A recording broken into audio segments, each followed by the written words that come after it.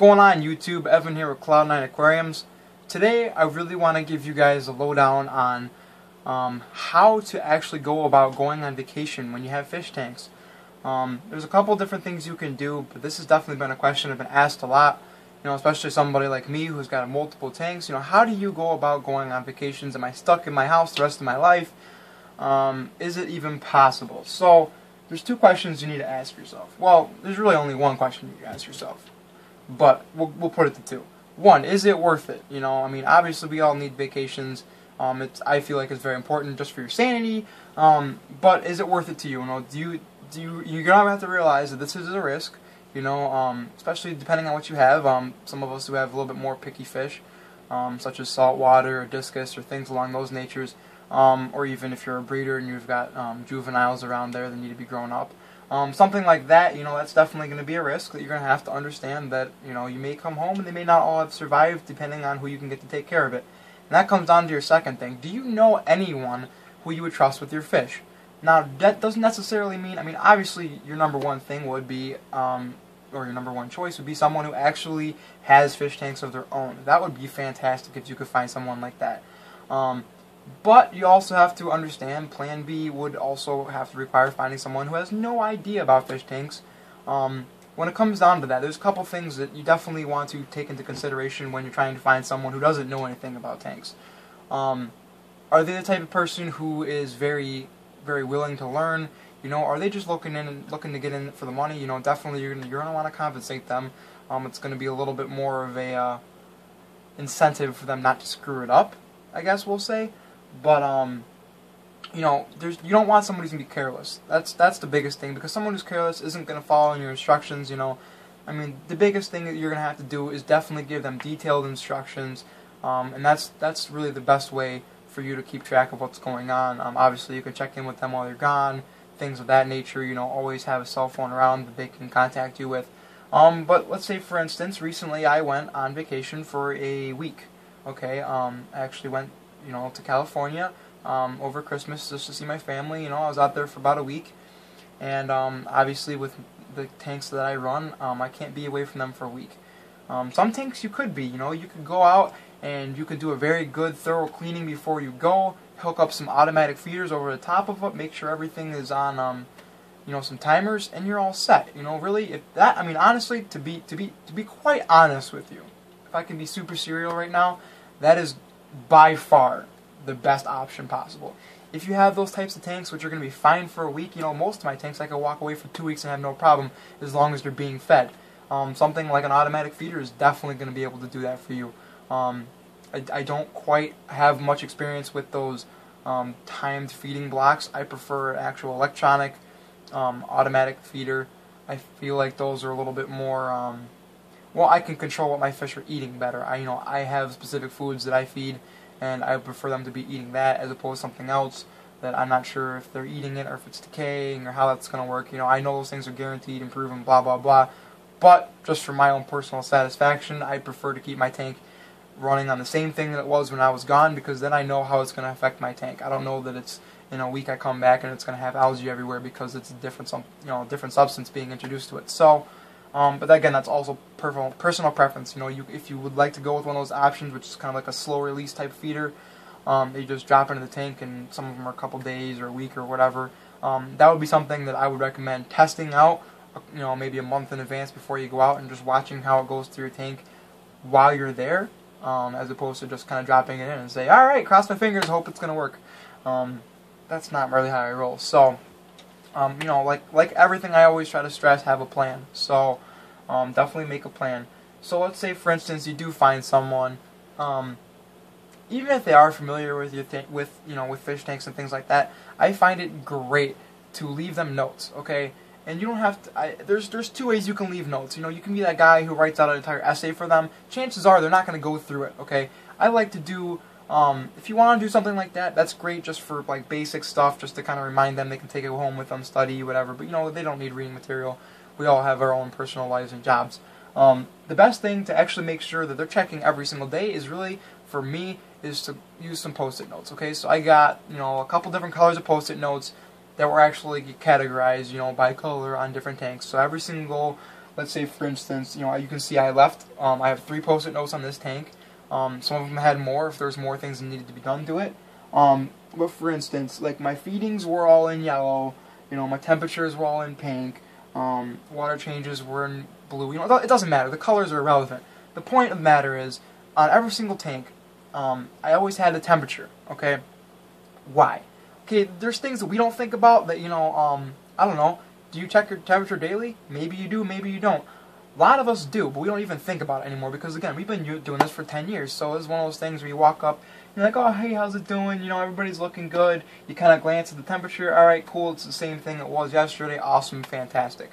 Now, why do you care if they're looking at it? Well, you know, God forbid that your heater decides to absolutely either A, get stuck on, or B, get stuck off, you know. If it breaks while you're gone, that could be, you might lose everything in the tank. So, especially if it's wintertime and your house isn't being kept at a different, you know, at the right temperature, which is another thing also, which I guess this is related, so I'll go right on to this train track right now. If you're leaving, a lot of people tend to turn their heat down in their house. Remember that a lot of times, this is also for those of us who live in the northeast or whatever, northeast, northwest, northern part of the country. A lot of us, you know, we're experiencing winter every once in a while, and if you're doing this during winter, and you decide, oh, I'm going to save some money and I'm turning the heat down while I leave, remember though, all your tanks, their thermometers are set to the temperature that your house was before. Because you have to remember, your ambient temperature, which is the temperature of the air in your home, you know, the surrounding temperature of your tanks, does affect the actual tank water. So if the ambient temperature is going down, your heater is going to be working a lot harder to get to that. And so sometimes you may actually need to turn them up. So remember that when you're doing that also. If you do decide you want to keep going that route and turn your heat down, you may also want to test this out, you know, a couple weeks in advance, run it like that for a couple, you know, a day or 2 days or whatever, and sit there and watch your tanks, you know. And just monitor that and see if you need to adjust any temperatures, because, I mean, okay, a little swing isn't going to be a big deal, but 10 degrees is going to be kind of a big deal. So, you know, let's do things ahead of time. Don't do one of these, oh, last minute, you know, 2 days before you're going home. Maybe I should try doing this. Maybe I should try doing that. It's too late, folks. It's way too late. So, along that lines, I always leave a temperature on every single tank. You know, and I just tell them, you know, just glance at that, glance at the thermometer right next to it. They're all digital for me anyways, so... well, at least most of mine are, so it's like, if you, I mean, you can't mess it up. You look at it, you look at that, and I don't specifically, because some people, again, if they don't have fish tanks, if you write 77 on there, and your temperature is 76.5, these people might call you freaking out about it, like, oh my god, your tank's like 0.5 degrees difference. So definitely make sure that you write down, you know, it can be between 75 and 80, or what, you know, whatever your range that you're personally comfortable with on that tank, just write that down, because again, okay, you want them to call you when things are actually going wrong, and you don't want to get stressed out because they're calling you freaking out, and then you realize it's not a big deal, you know, and you don't want them to stress out about it. Same thing. Everybody needs to stay on cloud 9, folks, okay? You're on vacation, you want them to have a good time with your tanks, you know. You want them to be able to do this again in case you want to go on vacation again.